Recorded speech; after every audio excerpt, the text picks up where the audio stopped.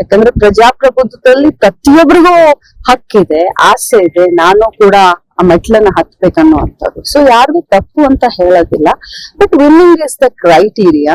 So ಒಂದು high command decision ತಗೊಂಡಿದೆ. ಯಾಕಂತಂದ್ರೆ ಆ ಮನೆತನದವರು ಗೆದ್ದಿದ್ರು, ಇನ್ನು 2.5 ವರ್ಷ ಆ ಮನೆತನಕ್ಕೆ ಇರ್ಲಿ, ಜನ ಅವ್ರಿಗೆ ಮತ ಹಾಕಿದ್ದಾರೆ. ಸೊ ಅವರ ಮರಣದಿಂದ ಅದು ತೆರವಾದಂತ ಸ್ಥಾನಗಳು. ಸೊ ಆ ಮನೆತನದವ್ರಿಗೆ ಕೊಡ್ಬೇಕು ಅಂತ ಹೈಕಮಾಂಡ್ ಡಿಸಿಷನ್ ತಗೊಂಡಾಗ ಡೆಫಿನೆಟ್ ಆಗಿ ಅವ್ರೆಲ್ಲರ ಹತ್ತಿರ ನಾವು ಮಾತಾಡಿ ಹಿಂದೆ ತೆಗೆದುಕೊಳ್ಳುವಂತ ಕೆಲಸ ನಾವು ಮಾಡ್ತೀವಿ. ಅದಾಗ್ಲಿಲ್ಲ ಅಂತಂದ್ರೂ ಕೂಡ ಇಲೆಕ್ಷನ್ ನ ಗೆಲ್ಲೋಕ್ ಏನೇನು ಕಾರ್ಯತಂತ್ರ ರೂಪಿಸ್ಬೇಕು ಅದನ್ನೆಲ್ಲ ಮಾಡ್ತೀವಿ.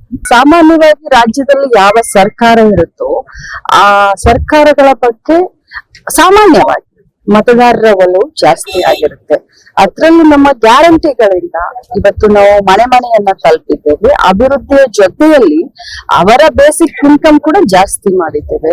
ಎಸ್ಪೆಷಲಿ ಮಹಿಳಾ ಮತದಾರರು ಬಹಳಷ್ಟು ಸಂತೋಷದಿಂದ ಇದ್ದಾರೆ.